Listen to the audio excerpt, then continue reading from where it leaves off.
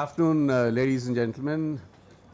We were also expecting the Additional Secretary, Mr. K.B. Agarwal, to join us, but apparently he's held up. So as and when he joins up, I'll introduce him to you. But let me, before I give the context of the session on technology, let me introduce the fellow panelists. On my right is Dr. Nick, and he's a medical practitioner, business strategist, have worked across globally, very diverse career in healthcare with some of the most prestigious hospitals. Also a member of the HIMS's mHealth committee. He's a graduate of Royal Free Hospital School of Medicine, University of London. Welcome, Dr. Nick. Thanks to be here. Then, okay, I'll come back to you. On my left is Prabir Das. He's the managing director of Teramo India Private Limited, and in his current role, he's responsible for quickly expanding the subsidiaries' footprint in India. He's also had a teaching experience with the BD University, especially around leadership development, coaching, and so on. He's a very active member of the Trade Association's chair of FICCI Medical Device Forum. So welcome, Prabir, to this panel. To his left is, one of my ex-colleagues, Dinesh Lodha. He is currently the CEO of Sutures India, which is a TPG group company. He's again a veteran in healthcare with over 20 years of experience into finance. His background actually is a finance leader, but has been on the technology side, worked in GE Healthcare, Samsung, and is also a Six Sigma black belt. Thanks, Dinesh, for being here. On my right is the young leader, Zoya Berar, a very interesting background. She founded Core, which is into clinical diagnostics, by raising around 25 crores few years back through a Silicon Valley private equity company. She's also worked with NGOs and has a education actually in sociology from Lady Shri Ram College. She's worked with Google. Thanks a lot, Zoya, and we look forward to hearing your insights and views in this short period of time that you've done so many interesting things. On the extreme right is Ms. Sasha Bozic. She's a director of global marketing for this company, 24A Life. And very interesting work that the company does. She's been spreading a healthier and a happier initiative around patient empowerment, wellness, and we'll hear more from her during the course. Thanks, Sasha, for being here.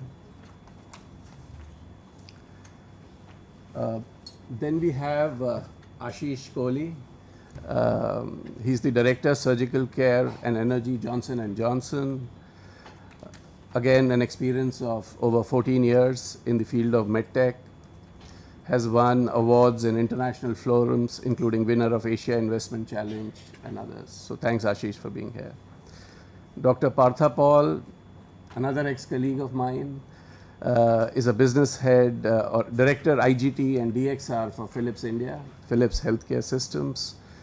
Previously, Partha has worked with GVK Biosciences and GE Healthcare. He's earned a PhD in biochemistry from Johns Hopkins University and an MBA from San Antonio. Thanks, Partha Paul, for being here.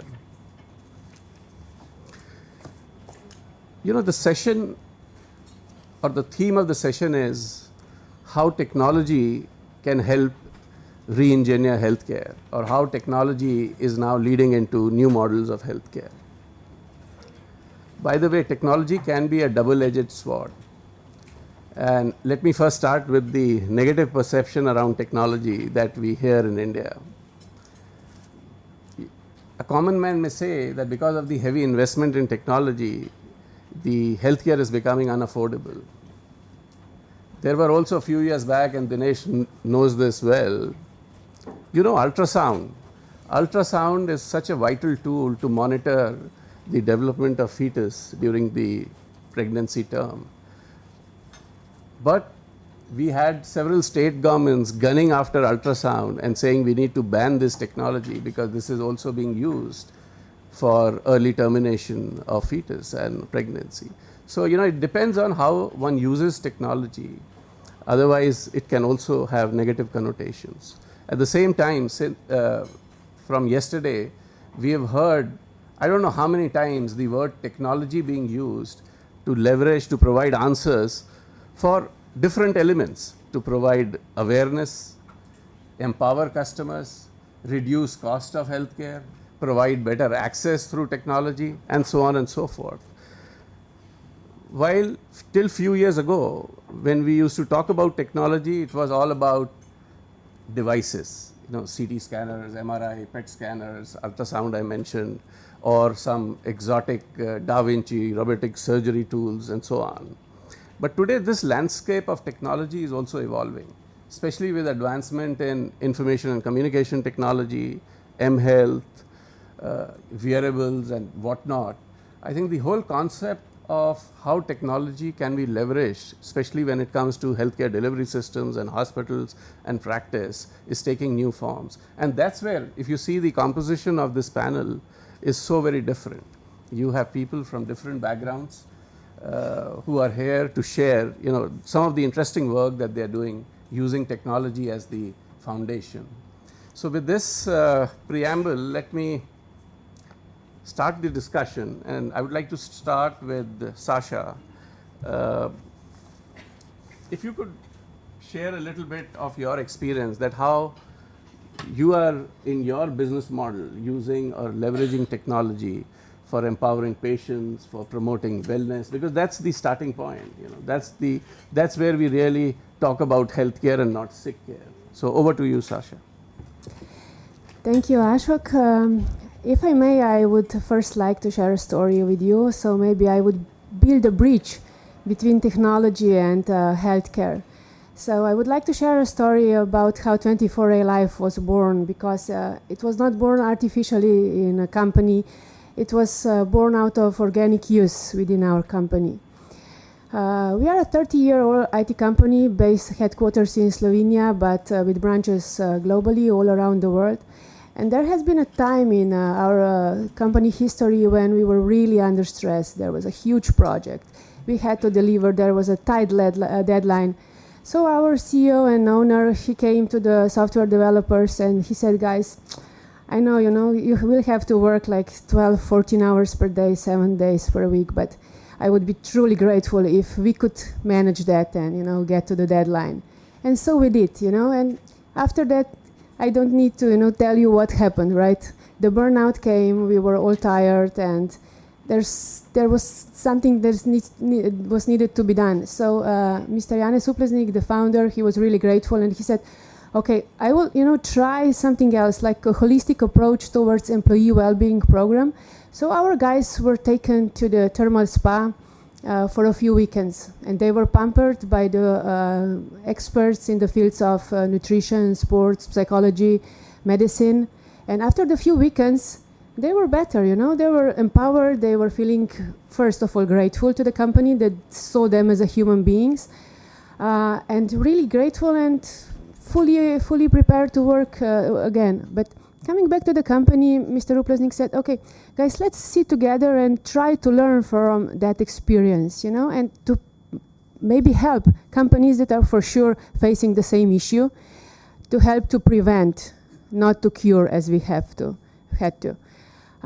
So, okay, we were an IT company, but what we needed at that point, we needed the content. We needed the experts from all those 4 fields that I mentioned. And because of our collaboration with IBM, we also have a company in Rochester, Minnesota, where Mayo Clinic is based. So we invited the experts from Mayo, experts from Slovenia, and now we are also working with some in India and in China to bring the content. And for the last 4 years, we were preparing the huge database in the field of all those 4 pillars. So, to come up with a solution that is like a guided e-guide towards healthier lifestyle.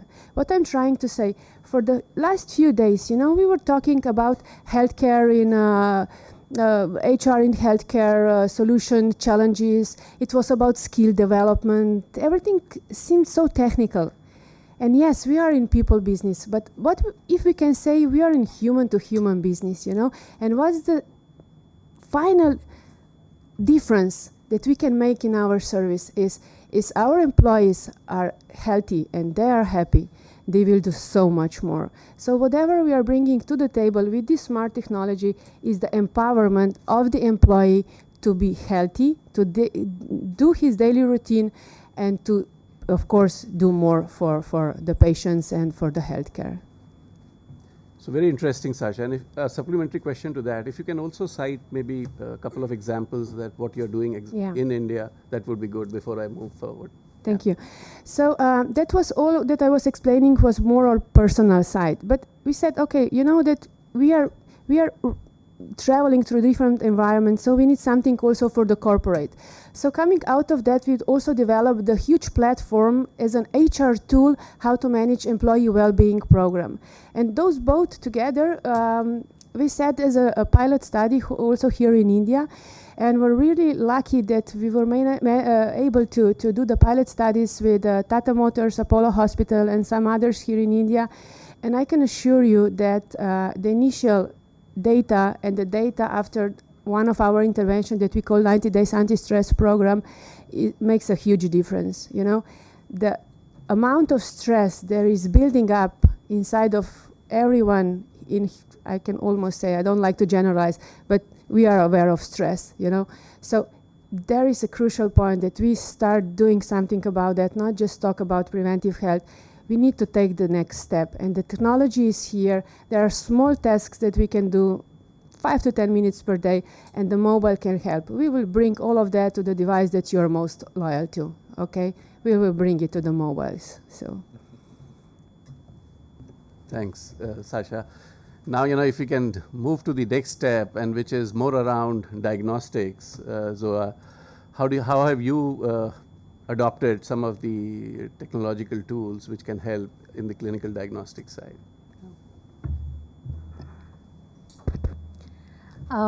Thank you. That was very interesting. I'm planning to do something like that for my employees, so we should have a conversation. On the clinical diagnostic space, if you look at, you know, just the kind of technology that's available, a lot of it is very mature. It is stuff that's been around for a long time. And hence, the newer technology that is kind of beginning to compete with it requires a very open mind. So I'll give you a few examples. At Core Diagnostics, we brought in digital pathology, where we said, you know, we will make experts available from across the globe and make them available for an Indian patient. So why should an Indian patient be restricted to the pathologist in his neighborhood? He should have access to a doctor at Stanford, to a doctor in Australia, to a doctor in Germany, and that's something we've enabled. What does that lead to? That eventually leads to taking healthcare from a centralized model and decentralizing it. Another example, think about it. Imagine each of us brushes our teeth in the morning. Imagine if our toothbrush could collect 2 ml of saliva, and from that saliva itself collect biomarkers and create a baseline for your health, right? So, and then use that to track it month on month to say, are you more unhealthy or less healthy compared to, you know, your own self? Also compare that same data with, you know, reference standards available. Now that's something that seems like science fiction, right? Except somewhere in the globe, it is already real. I'll give you another example. Let's take the Finland system. Most of you would have heard of this, right? 26 minutes from a patient's house to needle for a stroke patient. Now, if you look at a country like India, that seems like science fiction again, right? With our potholes and rain and everything else. It took me 2 hours to get here in the morning. There's no chance a stroke patient could get somewhere in 26 minutes. But you go to a country like Finland, it's possible, right? And how have they made it possible? They haven't done any technological innovation. All they've done is put a CT machine in every ambulance. And what do? They check the patient right there. If a patient is a stroke patient, they stop, all red lights become green, and the patient reaches in 26 minutes. So it's possible. Technology is never the barrier. It's an enabler, and it's very exciting, the kind of new things that are happening. But I think it's more in our mind. The moment we let go of our skepticism and we think of things in a new, I would say, with a breath of fresh air, all the options and solutions are there. I'll give you one last example. When I was starting out as a young entrepreneur from Google who was not a technology background person, I started this lab. I barely understood what I was doing, but I had experts, thankfully, to help. There's an entrepreneur from Silicon Valley who came to visit me. And this guy comes and he says, hey, you know what? This PCR machine that you have, which is a tabletop, large thing, costs about between $50,000 to $200,000 depending on where you purchase it from. He says, what if I could give you an alternative which fits inside your pocket? And I looked at him and I said, wow, that's fascinating. Now, my own expert standing next to me looked at me and said, you've lost it. Why are you even listening to this guy? There's no way that's possible. It might be possible, sure, but then he could not do it at the same sensitivity, specificity, blah, blah, blah. And before the guy could actually say anything, they had made a list of, 20 things that were skeptical. And I said, hold on, let me hear him out. This guy takes out this little device from his pocket, puts it on my table, and he tells me that not only will he be able to do it in this little device, it will be available for less than 1,000 Indian rupees, will be available to do within 10 minutes, right? So a patient, we could go to the pharmacy, pick up this little device, go home, check our infections, see why we are really sick. Should we be going to office or are we carrying something that could be communicated to another person, and do it in a price and time which is very, very reasonable. Right now, what would a normal, no offense, but what would a normal Indian say to that? We'd say, what nonsense, you've lost your mind, right? So I think it takes, and I'm very thankful that there are lots of new people coming into the space and there is lots of hope, but it takes that mindset to say, hey, there is something else that's possible, and I think that's a very positive direction that we are heading in. Thanks, Zoya. I think very interesting insights, and I fully agree with you. I think it's a time to challenge the status quo. Whatever we've done in past, we've done the right things, but I think if there are tools and technology available, I think one can do much differently today. Now, let me extend this discussion further. And I know there were comments about, we need to find an Indian solution, Western models don't work. I think it's partially correct. What we Indians, we are smart people, we need to do is learn from the global experience and there's no point reinventing the wheel. If there is a possibility of learning from global experience and adopting it to the Indian requirements in a much more affordable manner, I think that's where the innovation lies. And in this context, let me hand over to Dr. Nick for him to share some of the international experience from which we can learn as Indians. Yeah. Thanks, Ashok. So good afternoon, everybody, and thanks for the opportunity. So I start with a comment that Michael Dell makes on a frequent basis, and for me, it captures everything about what we're trying to do in this room and also in our lives. Technology has always been about enabling human potential. It's not about the technology. It's about what the technology can do and free up those resources. And to Zoya's point of that capacity to take a machine and reduce and put it into a smaller device, we know that's possible. I would extend that, a step further in India and say, why indeed would you not deliver that device by drone to the patient and say, I know I can't get the patient to here, or at least that's been my experience with the traffic to date, and maybe that's a rare occurrence, but if that's the case, then apply the technology in the right setting in the right appropriate way. So when you look at the existing system, one of the challenges that we face as clinicians is we have minimal data. Most of you will have some intersection with health and healthcare systems. Healthcare is very personal, and 2 data points do not make a trend. Yet that's what we tend to do and act upon today. Your blood pressure was here, now it's here. That was recorded 3 months, 6 months, a year apart. That really doesn't represent a standard of care that I want, and I think most people want. And the opportunity with all of this technology and our learning potential is to apply some of these devices, the minimization of that technology, and wearables, whilst priced at a level for this country and some other countries, represent a challenge. When I ask audiences in the West who's carrying or wearing a device, there's a very high incidence. In this audience that I've had experiences with, almost nobody is. But then my other question is, who's carrying a phone? And it's a smartphone, and most people will raise their hands. And this device is tracking almost as many things as my Fitbit device is. It has the same sensors. I can apply a little sled. I don't carry around too much technical equipment, but I do have an EKG sled that I use. It has accelerometers. So now suddenly I've got much more data that becomes more relevant, more important for applying in the healthcare setting. And then it's the cross-fertilization. So you were kind enough to sort of talk about the West, and I spend a lot of time, I feel, apologizing for the West, because it seems like, we think that we develop things, but I would suggest that that's not true. Well, it is sometimes. So I would call out the FDA. So if I was going to ask or talk about a group that's done something intelligent when it comes to mobile technology, I think the FDA has. So instead of imposing a rule of law and saying you can or can't do, they've created a graded system that allows you to develop devices that can be used. But as you get into more clinically relevant or actionable information, they become regulated. And I think it's a good model. But I'd call out other countries as well. In Africa, so you talked about ultrasonography, and for me that was one of the passionate areas. Ultrasonography is the difference for not one life, but 2 lives in Africa and in remote villages. And I think it's also true here. And the study and the action was based on a small device that carried out a simple ultrasound with a trained individual, not a clinician.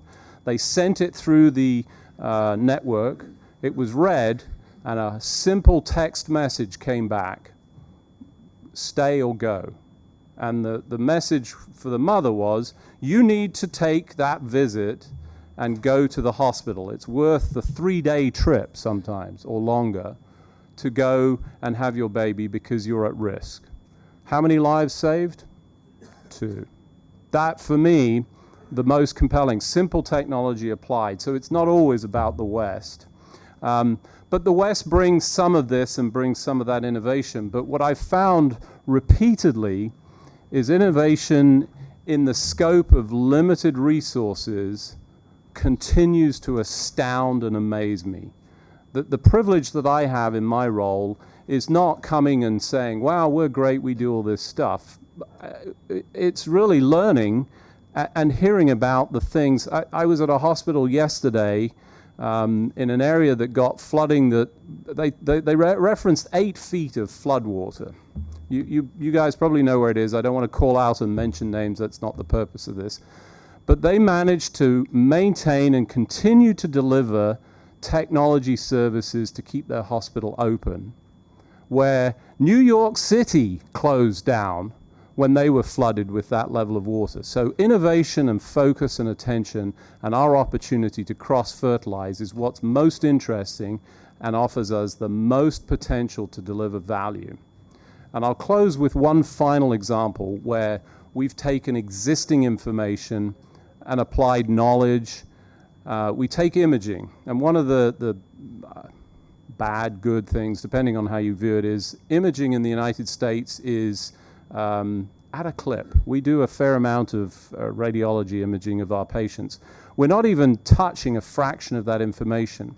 And what we've taken is that archive of information and applied some artificial intelligence with no clinicians, no human beings as such involved, and applied clinically validated protocols to identify patients at risk that we can then go and focus on and focus the limited resources for osteopenia, for liver disease, for respiratory disease, for imaging that already occurred. So the cost is fractional, if at all. The value to the patient and the health system is enormous. And we did it all with existing technology. It's an exciting time. Absolutely great, Nick. And I really like your comment around using minimal resources, especially in very challenging environment. And that's exactly what the need of the hour is. And okay, let me move on to Prabir. Prabir, talk about how can technology really enhance patient's experience? Okay, in your view and in your experience, especially the patient satisfaction levels, experience, the whole workflow improvements, and so on and so forth. Great question, Ashok. I represent medical technology, but I'm also a patient, like all of us are. And I think the best experience of a patient is to stay alive, I think, right? So if you're dead, you don't have an experience. Or maybe you have, but you can't talk about it anymore. So I think medtech is the biggest experience that medical technology is giving patients, is keeping them alive. And as a subset of that, I'll talk maybe for a minute about experiences that are a lot more specific than that. So for example, and we could give thousands of examples. I'll give one or two. I represent a corporation which sort of pioneered angioplasty through the wrist.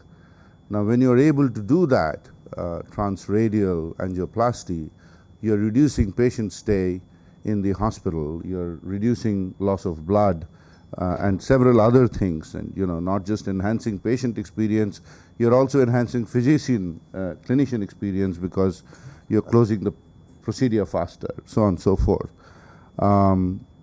Then there was a time when you would have used a stent and you would have used a drug, and today you have a drug and a stent loaded into one. So convergence of several, what do you call, a drug and a device is another experience creation. You don't have to go for the same treatment to several different doors. Number three is if you look at the way one is working on needleless syringes, for an example. I can't think of many people who go, oh, I'll take an injection and I'm so happy about it. So everybody fears needle stick. So these are some of the experience points that I can talk about. But essentially, I wanted to talk about not just the experience that medical technology delivers, but also talk about how we can make that experience a lot more accessible or available or commonplace, so to say, right? So role of technology is one piece, but adoption of technology is equally important, if not more. So when we are talking about adoption of technology, especially in India, the biggest challenge that I see, and maybe it will resonate with many people, the biggest challenge that I see is that technology does the same what technology done in the Western markets and what it would do here to the patient is roughly the same, but the economics are very different, right? We are the most unique private pay market in the world. And while we are not going slow on our expectation of technology, our expectation to pay for it is a lot less. So how do you fix that? Every day there is expectation that technology should cost less, and unfortunately the government is not on the table. There isn't enough discussion to say how will we completely reinvigorate a reimbursement system. I don't know of any market in the world where technology became more accessible by just being cheaper. There has to be a financing mechanism that is sustainable, scalable, valuable for patients. So one is that reimbursement piece, and the other one is the whole adoption of technology with regard to skilling. I mean, we have these huge gaps of medical staff, paramedical staff, nursing staff. And then in that vacuum, how do you use technology? Yes, there has been a lot of discussion on patient enablement through technology. But, we are a little bit far away from a patient self-treating or self-diagnosing himself or herself for everything that is causing a problem. Until that time that happens, how do you bridge the gap? And lastly, the value of incremental innovation in medical technology is extremely high. And towards that, there has to be appreciation, I think, in making incremental innovation available more and more to India. And I would round up, I'd summarize this by saying that, we talked about the role of technology, adoption of technology, but what is the purpose of technology, right? And we see today, and I'm alluding to something specific, we see there is a tremendous amount of focus on Make in India. And I'm not one to say that we should not make in India, we should, right? But just making in India, it's not another shoe or a belt or a bag or a shirt or a trouser that you just, copy paste and, you start producing in India. I think the huge potential of India is in its market structure where we are so resource constrained. And I don't think of a single healthcare, I can't think of a single healthcare environment in the world which is not resource constrained, right? No matter how much money they spend, it is still cost challenge. So if we were able to, especially with focus on medical technology, if we were able to move from Make in India, pure play Make in India, to create in India, something that addressed our resource constraints, I think there is opportunity of really scaling Make in India to a completely different orbit and not just solve problems for our country, but solve problems from this country for the rest of the world. Thanks, Praveer.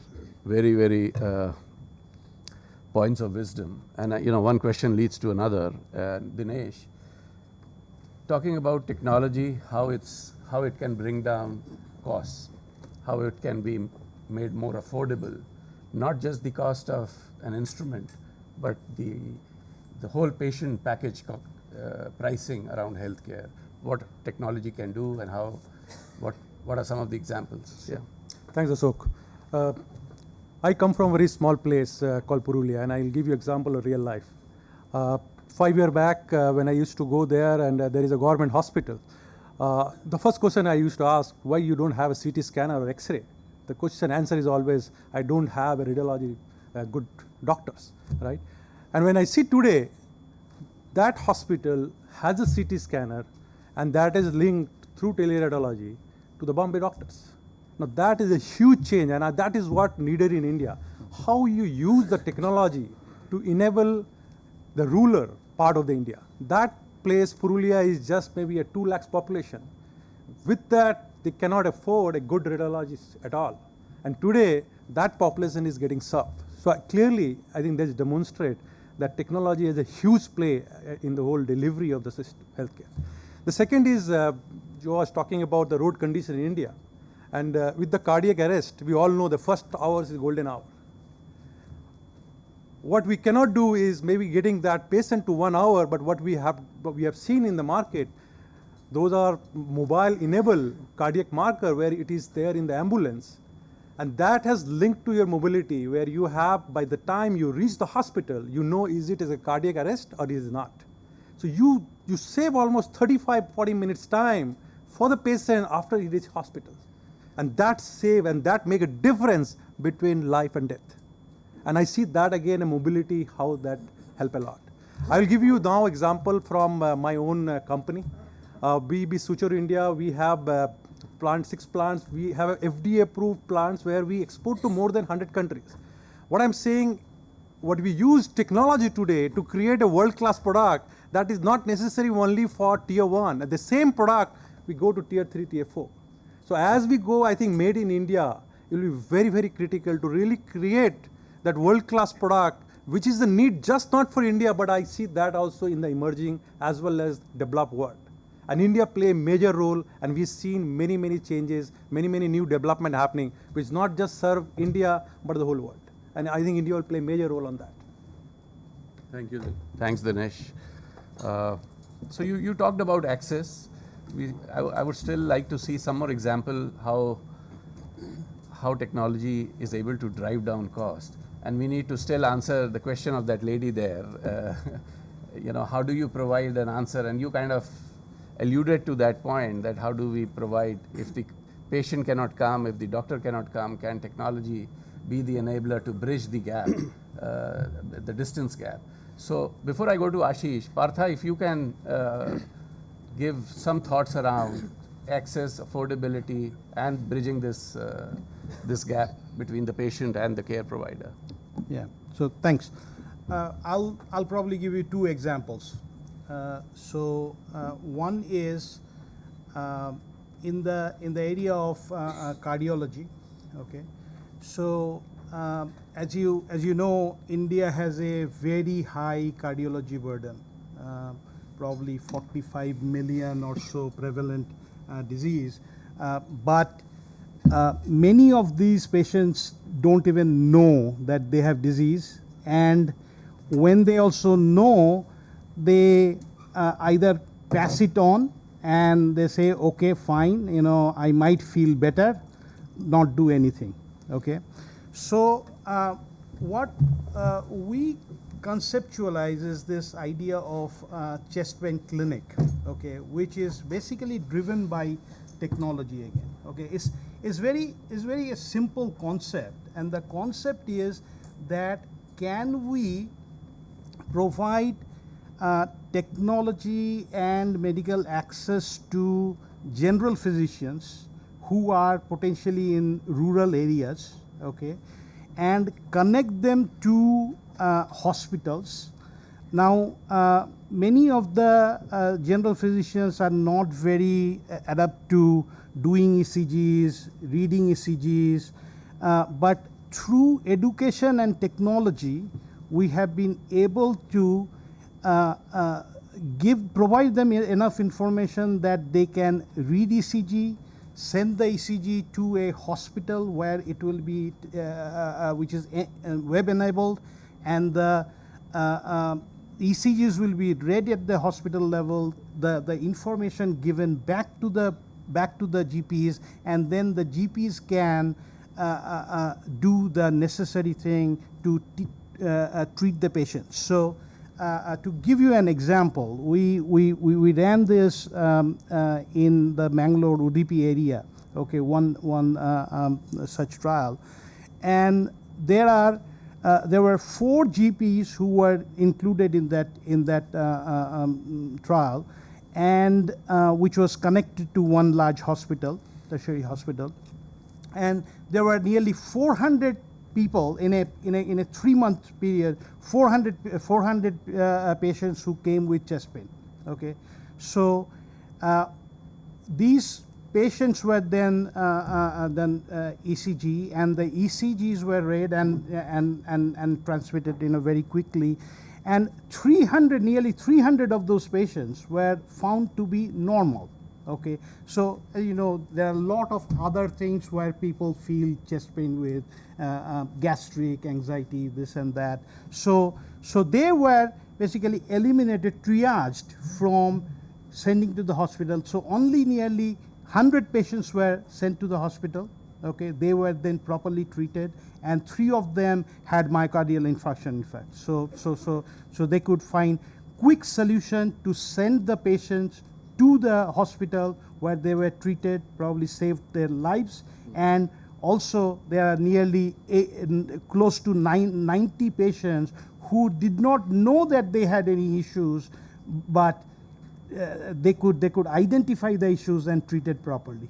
Okay, so it shows that technology can provide access to patients that kind of treatment which they would not have the access to, and as well as helps in triaging patients so the patients could be treated in the right way and not flooding the tertiary hospitals per se, which are anyways very, very crowded.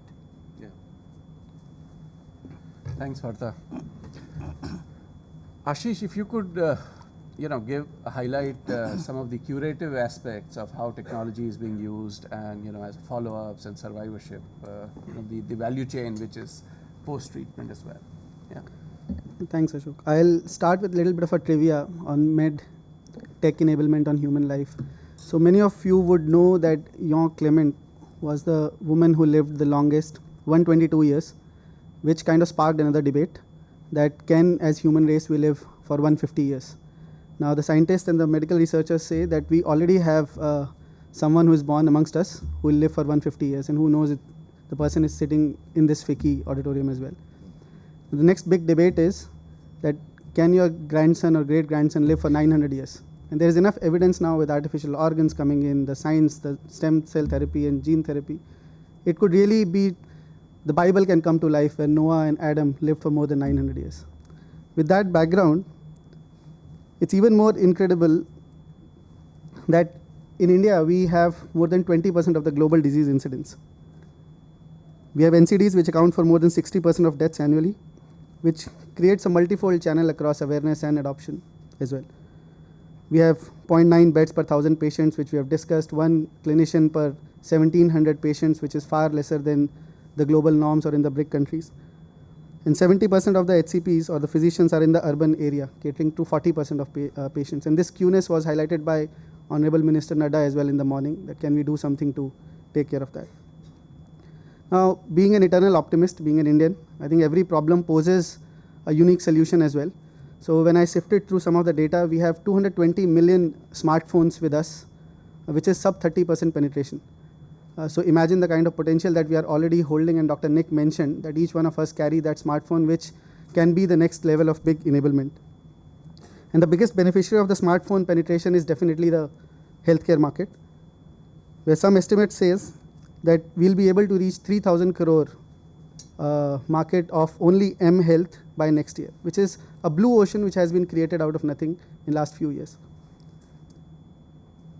Now, coming over to the question that was raised on a tertiary healthcare as well. Now, companies like us, I represent a medtech company, and other companies as well, are working diligently to improve upon the tertiary care solutions by leveraging the technology. Now, there are robotic solutions available, there are advanced energy and stapling solutions available, which can take or come up with the algorithms which can decide on the bedside or in the OR what kind of power level settings are to be done, which are in best interest of the patient.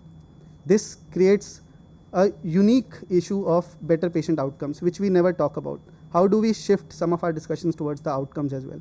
And is the cost at point of care, or should we look at the holistic cost for a patient, right from getting into the hospital, getting out, and the time the patient takes to recover? And if we take the complete health technology assessment, probably, which is one way to enable and look at comprehensive adoption of technology. And as technology then picks up, definitely the cost comes down. So this is one of the recommendations as well to the Honorable Minister, because he was very proactive in coming and saying that he wants to work very closely with us and FICCI and industry to do that. Another very interesting innovation that industry is working on is working on the natural orifice.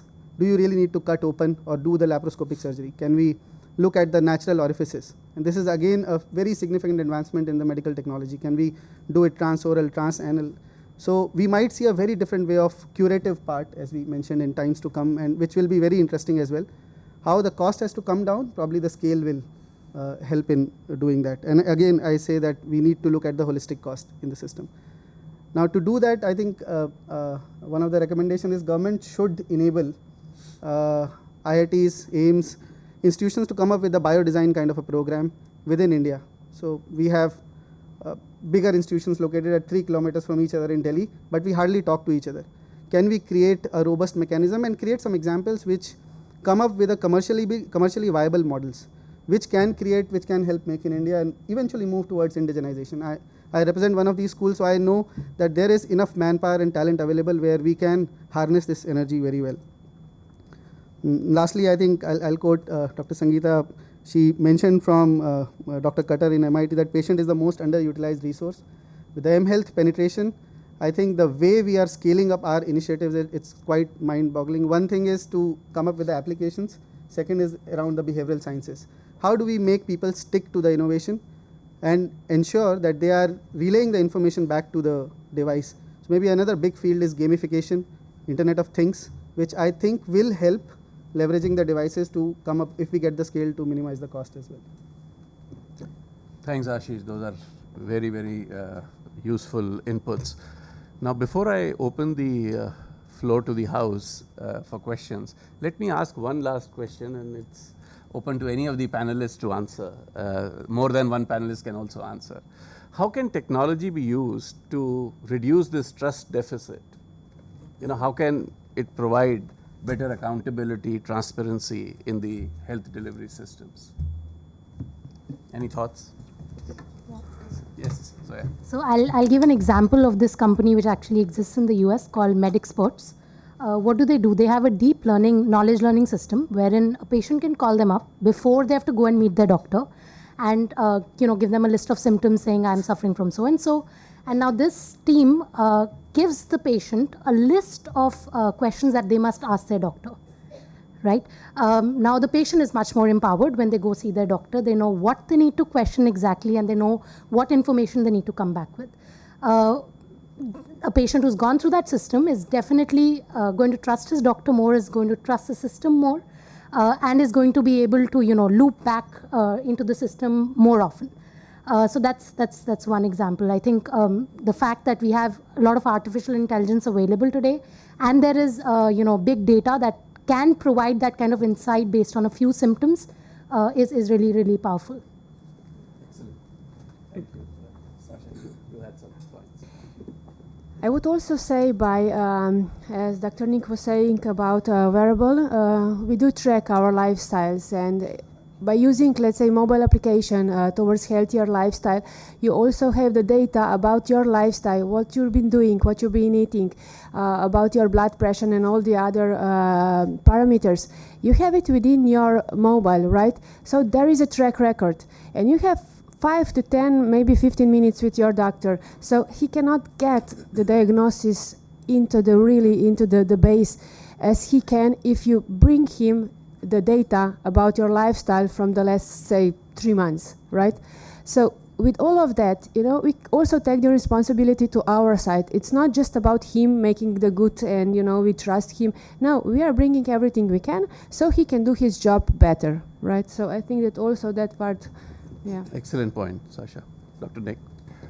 So, I mean, great points around this data, but part of this is about the signal. So one of the things that really stands out to me in India, and I heard it a couple of times, is 1.3 billion people.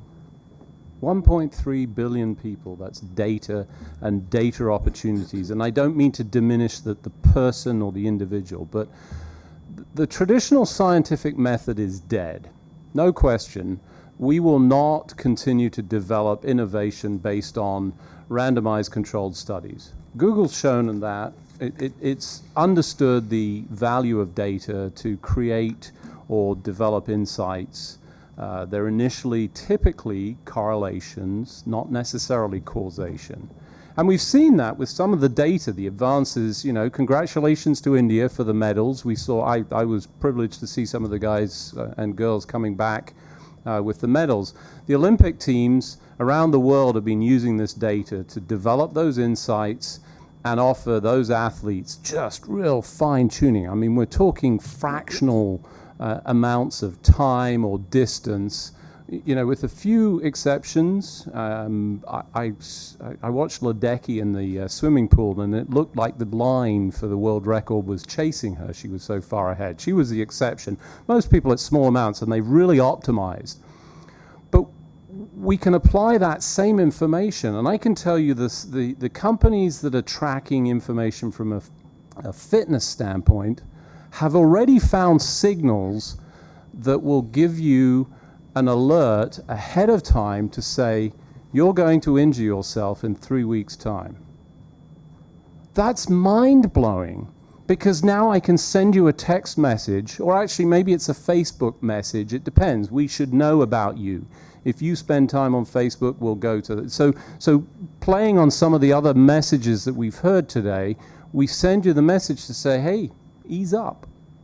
And that's focusing on all of that preventable. That's really the value proposition. And you have, or you could have, the data. So that innovation, think about the explosion of opportunity and the insights that could be developed here. Ashok? Thanks. Yeah, Pravir, go ahead. one of the very simple things, I mean, you talked about trust deficit, and I'm not talking about something that is globally not available, something really breakthrough, something that everywhere it happens in several countries. So if I'm in US and I need to get a cardiac surgery done, I could easily look up at the combination data and look at which institutes are the top.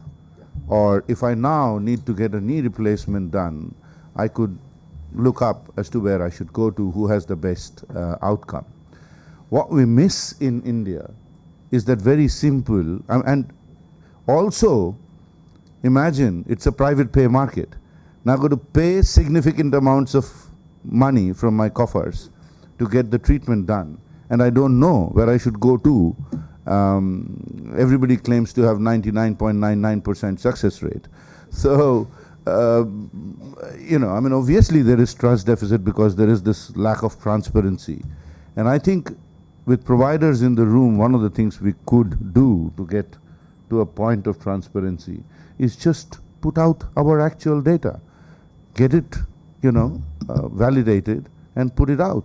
It's better for us, it's better for the patients, and I think in today's environment, we all think, you know, we think people don't know. I mean, I often give this example as to how in corporations, all of us will agree, we try to keep, you know, one associate's compensation hidden from another associate. You go into glass doors, everything is out, right? So there is no hidden spot. And it is best to embrace that from a mindset standpoint and go reach out, take the first 50 steps in putting out data, information, transparency. And, you know, I mean, I think this compendium of outcome is something that is going to really be I think useful. it's high time that, you know, there is some agreement in putting that together in a space where patients can view it. Dinesh, any thoughts? Yeah, I think mobile is going to play a major role in that. Just give you example, personal again. My father just undergo heart surgery. And today, post-surgery, he's still connected with his doctor through his mobility, where he's sending his ECG report through mobile. Now that improved trust factor a lot, because that was a challenge. He's not here, he's away 500 kilometers from here, but he's still well-connected doctors. And I think home healthcare is the next one, which is going to play a major role to build the trust. Which is not there earlier, and that is coming up pretty well. And we have a company, Medwell, which is doing that pretty well in the scenario. So I think that as you see, I think mobility, as we use more and more, it creates a lot of data which is used for us in terms of future prediction, but also it helps us to connect better and build a trust. Yeah. Thank you. Thanks, Dinesh. Quickly, Ashish, Partha. I think trust is a very philosophical question, and if you go into genesis of this, what causes mistrust? I think it's the information asymmetry in the sector, which has been there right from the days of Sushruta. If you can try and erase this information asymmetry, probably we'll take a step ahead, and getting the data, what Prabir said, online will help. Now, we are a country of 1.3 billion people. We are all on Facebook, 80% of the population. We love the thumbs up. Crowdsource, because you will get the rating. You will get the right physicians. It's a matter of time. Health MD, ZocDoc are doing it in US. I don't see it will take much time for Indian models to evolve, and where you will find data based on evidence, data based on credibility, and those thumbs up which we all love to do as Indians to come out. So connecting to point Prabir was making, patient asking, am I getting the best treatment? So and it also goes back to some of the point which Dinesh was making. If you go to the outskirts, there are not enough doctors, ICUs are not properly equipped. So the work which has been going on, let's say in the area of eICU, where ICUs from rural areas are connected by technology, video, and e-connected, so that the parameters of the patients can be directly viewed at a much larger hospital in the cities or large cities, metro cities, and the treatment regimen and the patient care can be provided equal to the treatment and care which patients would have got in larger cities. That is phenomenal advancement in making sure the patients are getting the right kind of treatment. Yeah. Thanks, Partha. So now, let me open the floor. See, I can see a lot of hands going up. So kindly, direct your question to a particular panelist. Yeah, please, go ahead. Yeah, Dr. Nick, the way you are talking of data and your mobile, so don't you think in near future we will have genome mapping of each and every individual so that all genome is known and editing is done so that there is no treat other way? Yeah, so I agree 100%. I mean, today I can tell you with certainty, if I took your genome at birth and I gave an analysis based on the data that we know today, I can extend your life by a minimum of 8 years. It doesn't sound like a lot, but that's just based on the fractional amount of information. What we're struggling with is, in most instances, it's not a single gene, or it's not even a few, it's multiple genes. When I went to medical school, I was told that 96% of the genome was junk. We, of course, look back at that and go, what on earth were we thinking? That's just a preposterous concept. And we're starting to understand the impact of epigenetics and the way that manifests itself in our healthcare. I think what you're going to see, and again, this is another thing about India and the opportunity. So you're not encumbered with the existing medical system that we have. I mean, you have a medical system, but it's not fully developed, and there are some challenges. And you heard Zoya talking about those devices. I take it a step further. I've seen devices that will plug into my phone and allow me, at this point, doing a few spot sequencing diagnostic on a base of a small amount of blood. I think we'll see that based on a full genome sequencing. We heard it in the opening session this morning. It's down to less than $1,000 in less than 24 hours. If we can do that, now suddenly you can change the way that you deliver healthcare. It becomes that instant diagnosis with specific treatment options, as opposed to the current version where you go to the physician and he says, take this. And then if it doesn't work, call me in a couple of days. And for 1/3 to 70% of patients, drugs don't work. We know that they don't, but we don't test for it. We're going to test for it. It's going to revolutionize, and I think it will absolutely action that extension of life in ways that will be mind-blowing. Yeah, please go ahead. What is our focus? Are we looking at the present or the future? Because sophistication, does it really matter when necessity is the mother of invention? With the large divide of 80-20 in our country, does sophistication actually matter when it comes to medical technology? Are we looking at longevity, or are we focusing on the present? Or what is our the focus as an industry? Who wants to take that question? Prabir, yeah. I don't think we have, it's entirely my personal view, I don't think it is this or that oftentimes, Sometimes there is a genius of the and, right? So we have to do this and that, right? So I don't know if I'm answering your question, but the whole idea is to be focusing on here and now. And there I talked about, in my session, I was talking about, the role of incremental innovation. Oftentimes we think technology is all breakthrough, there is something, it's going to come from heaven, all of a sudden change the world. It will. Some technology would be like that. And some technology is going to be making little cripples, small creeping up steps and making life better. So we are a diverse country. We have diverse needs, diverse economic capabilities, diverse, expectations. I think the workflow will have to be diverse as well, in my view. So I want to add something, because you make a really important point. The counterpoint to genomic analysis and we can do a gene sequencing. What does the guy on the street really care whether I can sequence my genome. He doesn't. But Sasha's pointed out, this capacity to capture data and apply insight. And, even if you don't have a fancy phone, you said 80% of people on Facebook, so that's a pretty astounding. I don't know if that's, but it doesn't matter. But we're delivering these devices, not necessarily all as smart as this. And if I can provide you with insight, and I know something about you because I've been gathering that data, and it's as simple as a text message. And I'm sorry, I just don't know what the context or the appropriate text message would be here. But in the US, it would be, don't eat that McDonald's. I'm sure there's an equivalent here, and it would be at the right time when we know that that's what you're going to do, because 60 to 80% of that is about that personal behavior. And if we can improve that, and you never touch the healthcare system. So I think you're right, it's both, but the opportunity is really with simplicity, you can deliver it, but we still need to keep shooting for the moon or the stars. I'd just add a dimension to that. I mean, saying the same thing.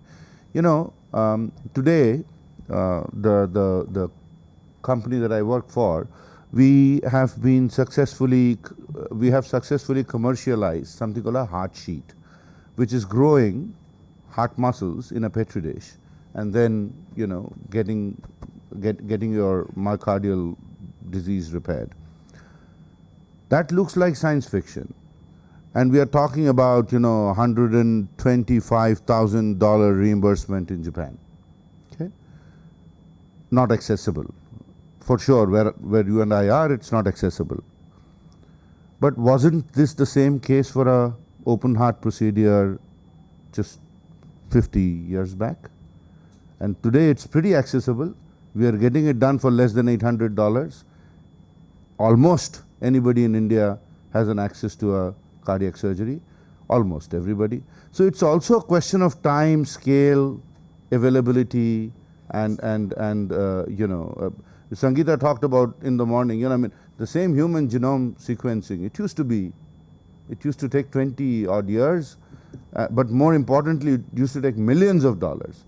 And today it's available for less than $1,000. So that's the reason as to why I say it's not easy to make that distinction of saying, what is here and now and what is for the future. Thanks, Praveen. Any more questions? Yes, please. So my question is to Sasa. I want to ask that, while these technologies are all good, but still I feel that, this patient awareness or, people awareness is very important. So what measures do you take? Because it should not end up in that unnecessary data which later on tell after thousands of the tests that, it was clinically insignificant. And then people who are aware, already aware, using it, overusing it, and sometimes those people who have the phone, they are not aware, but they are underutilizing the resources.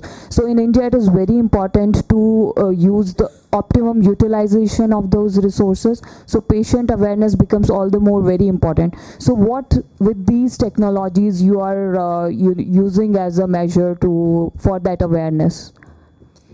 If I may just correct a slide, it's not that much of a patient empowerment as it is employees, okay, in our personal.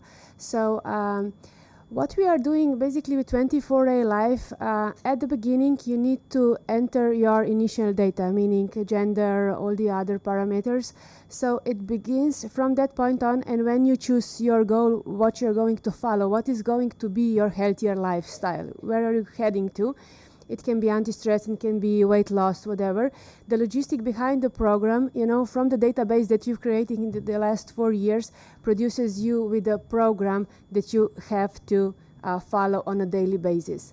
And on a daily basis, there are different tasks, as I said, regarding to your goal. So it can be, more if you're under stress, it will be more into the psychological part, and every task that you are going to do through that program is going to be tracked, okay? So this is the data that you can also then take to the doctors. That was my point. So maybe if there was maybe, you know, at the beginning, it's not that much that we are working with patients. We are working on a corporate level to establish and to promote the employee well-being program. So we are stepping a step forward, you know, to not even get to the curative part. We are wanting to keep you healthy and happy before you get sick. It's more of a wellness program. Yeah. Does it answer your question? Oh, I guess it is with all the technologies, not only maybe, you know, this technology. I was like, you know, generally asking that, you know, awareness is also needed. So do we have an additional manual into it that which will aware that patient? Otherwise, just giving an example, like my dad undergone a diagnostic test having high ESR, and later on, like, you know, he was so sensitive, and so many patients are so sensitive that he like thought if it has it, like it did not turn up into any clinical significance, okay, then I should go for a cancer marker test. Maybe, you know, that's the last thing I can do. So it should not, you know, jammed for those hospitals, people going with all these technologies, which later on they realize after discussing with the, you know, clinicians that, you know, there was no significance. So maybe, yeah. So again, great point. It's easy to sort of promote technology, and I'm the geek. I'm a geek doctor. I can't help it, and I see the value. But what you're describing is the medical student syndrome. You know, if you go through medicine, you suffer from everything that you read in the books, or you know, that's just it's human nature, and it's a big challenge. If I scanned everybody in this room and put you in an MRI, I'd find 20% of you have some kind of pathology. Now, that doesn't mean you've got a problem or you're sick or it's iatrogenic, it's causing, and you're absolutely right. And to me, the answer to that is having better and more insights with all of that data to be able to identify those things that are entirely normal, because what that's all caused by is this grouping of, you know, you've got a common disease. There is no such thing. I think the future is you've got Nick's disease, and I don't mean, you know, but you and I might be very focused in a specific disease, and our understanding of that would be so precise that we remove that element. Now that's going to take some time. It takes data, so we're some way away, and in the intervening time, we have to find a method that allows us to mitigate that. Because, you know, we've all got parents, brothers, you know, and it's a major challenge. But if we don't capture the data and then follow through, we're never going to be able to understand that and get to that personalized medicine. Thanks, Dr. Nick. There was a question at the back, yeah. Can you use a mic? Just a small question, but I was just wondering where this takes us in terms, do you anticipate any issues in terms of data confidentiality? We're going so far into people's lives that, you know, if they know you're going to perhaps to McDonald's, people are going to say, whoa, you know, I don't want them to know all these things. So I just wondered how just throwing it open, just wondering how you see that. Who wants to take it, Ruby? May I? Yeah. Sasha? Yeah, go ahead. Okay. I didn't mention it at the beginning, but our headquarters is in Slovenia. It's a part of European Union, and you know how the laws on personal data are. So, although we are a global company, we are bringing the global knowledge to every country we are still sticking to that, meaning the data belongs to the user, okay? So even if you are a part of, let's say, a company employee well-being program, the data belongs to you.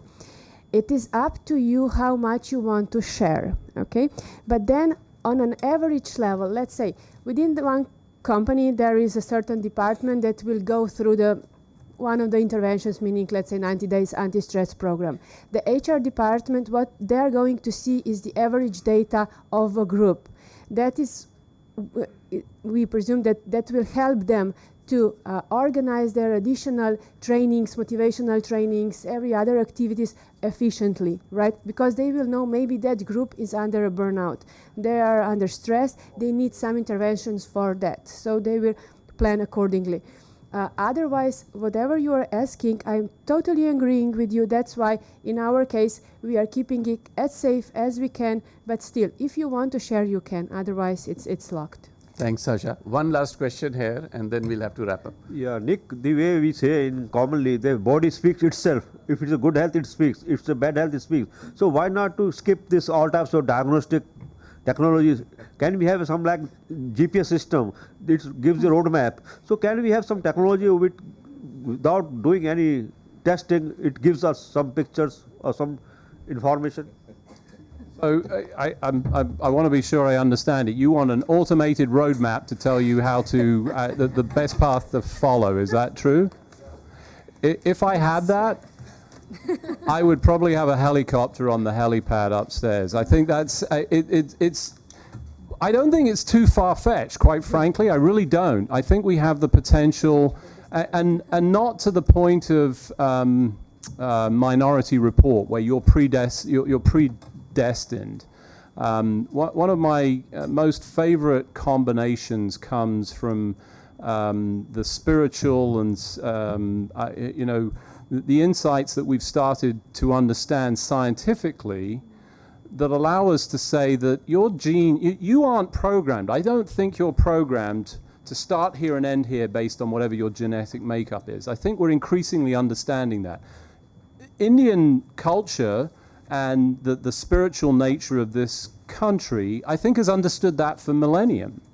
And what we're trying to do is to tease out the science in that, and that may develop the pathway that would allow you. I would turn it back and say, okay, if I give you the pathway, are you going to follow it? Thanks, Dr. Nick. So this brings us to the end of this session. The panelists would be available during lunch because we need to break for lunch. Hope, we could give you some, demystify this whole issue around technology. And like Shobha says, technology is really one of the 3 pillars on which we can re-engineer Indian healthcare. Thank you so much. Let's break for lunch now. Thank you so much, fellow panelists. Very big thank you to all the panelists and Mr. Kakkar. Well, after lunch, we'll join for another interesting session, Unlocking India's Potential as the Emerging Hub for Healthcare Startups. And we have Mr. K.L. Sharma, Joint Secretary from the Ministry of Health, and Mr. Shailendra Singh, Joint Secretary from DIPP, joining us on the panel. So please come back in like half an hour for another session.